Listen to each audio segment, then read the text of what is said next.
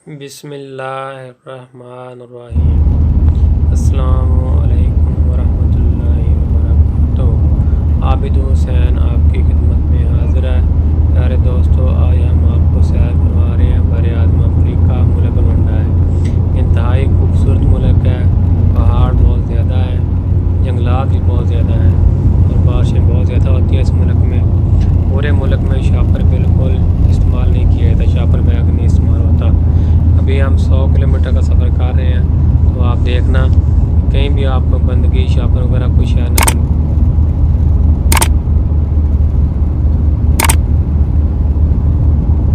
Hotel भी दसना जो नासर है। अच्छा, ਉਹਦਾ व्यू भी सही है, वो भी अच्छी जगह है।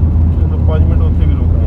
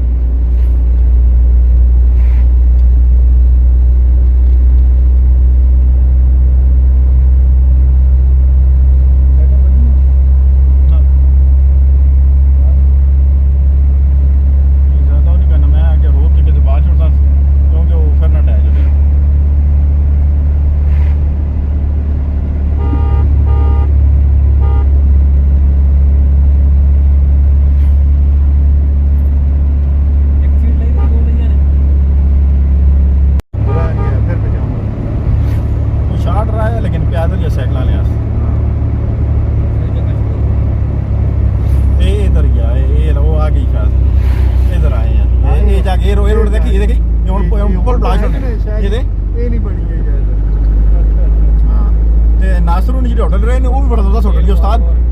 वो पार इधर होगा कि होटल है। कैसा वो भी बड़ा था छोटा लिया मतलब बड़ी जबरदस्त जगह बनी है आउटिंग उत्थे भी चक्कर ला के